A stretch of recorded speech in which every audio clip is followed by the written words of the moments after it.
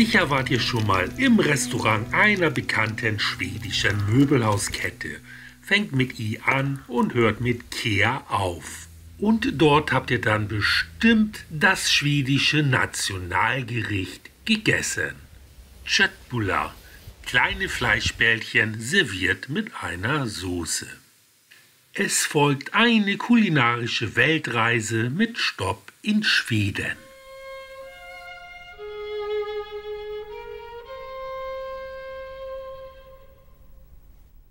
Für die besten Köttbullar der Welt benötigt ihr genau diese Zutaten hier.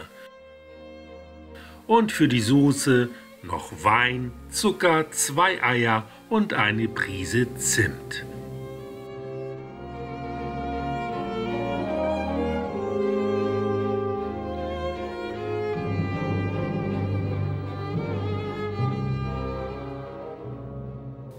Wir beginnen mit Semmelbrösel, die ihr am besten aus alten Brötchen mit einer Reibe selbst herstellt. Ihr könnt natürlich auch Paniermehl fertig kaufen, ist in etwa dasselbe. Dazu kommen noch Zutaten wie Milch, Senf, Pfeffer, Salz und ein Schuss Sojasauce. Dann alles schön vermischen und zum Durchziehen beiseite stellen. Zwischenzeitlich wird der Trangia gezündet, anschließend in der Pfanne Butter ausgelassen, dann die zuvor klein geschnittenen Zwiebeln andünsten, bis sie goldbraun sind.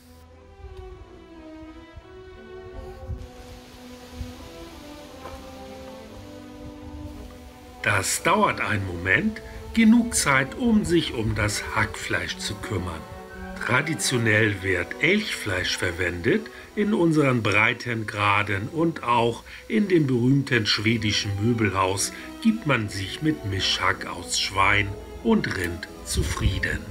Wir bilden selbstverständlich mit frisch gewaschenen Händen eine Mulde und geben noch 2 Eier hinzu.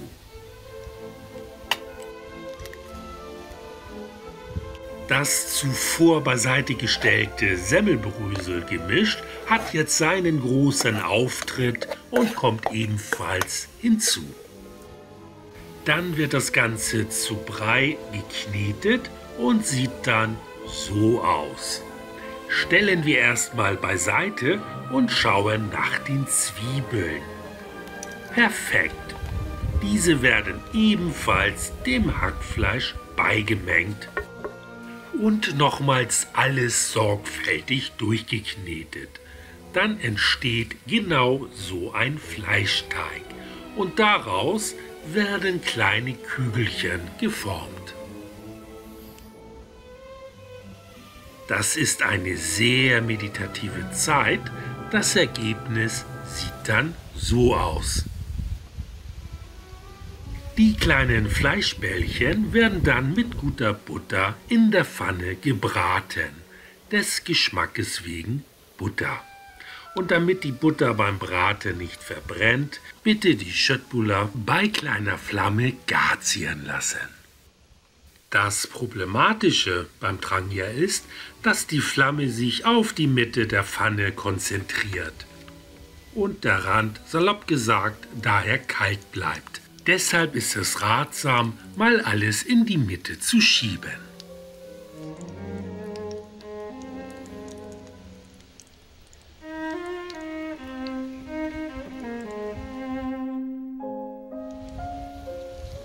Bei Zeiten die Köttbullar mal umdrehen und weiter brutzeln lassen.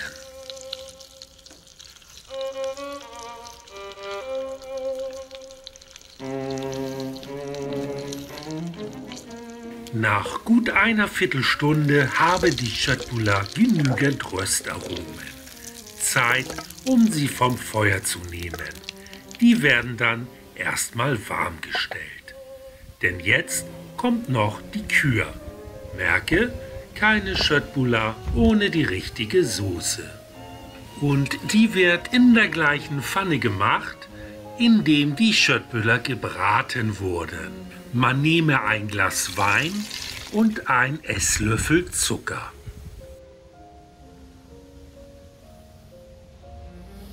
Dazu eine Prise Zimt und bei kleiner Flamme umrühren und köcheln lassen.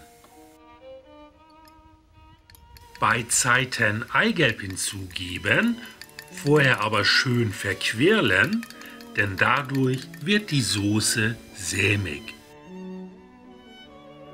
Danach schön verrühren und wenn ihr feststellt, dass das Ei anfängt zu gerinnen, so wie hier, schnell die Pfanne vom Feuer nehmen. Dann war das Ganze zu heiß, aber keine Panik, wir retten das gleich. Erstmal weiter rühren und keinem von dem Missgeschick erzählen.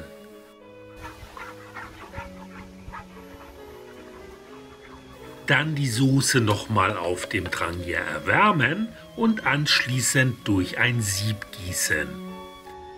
So werden dann auch die kleinen Rühreistücke entfernt, die nicht entstanden wären, hätte ich vornherein mit weniger Hitze gearbeitet. Das ist auf dem heimischen Herd natürlich einfacher als auf dem Trangier. Aber gut, ich mache jetzt das Beste draus und das Ergebnis ist durchaus positiv, wenn nicht sogar fantastisch. Es darf serviert werden. Obligatorisch wäre eine Rahmensoße. Da aber heute Mitsommernacht ist, muss eine Festtagssoße her. Aufgetischt wird stets mit Kartoffelbrei und Preiselbeeren. Je nach Region und Familie, ihr ahnt es sicher schon, unterscheiden sich die Rezepte. Und ganz im Vertrauen, meine Großmutter hat die in Deutschland bekannten Frikadellen nach diesem Rezept hier zubereitet. Mit nur einem Unterschied, die Fleischbällchen waren größer. Ich wünsche euch viel Spaß beim Nachkochen. Die wohl besten Schöttbüller der Welt gelingen übrigens auch auf dem heimischen Herd. In diesem Sinne guten Appetit und Wohlbekommens. Ich freue mich auf ein nächstes Mal.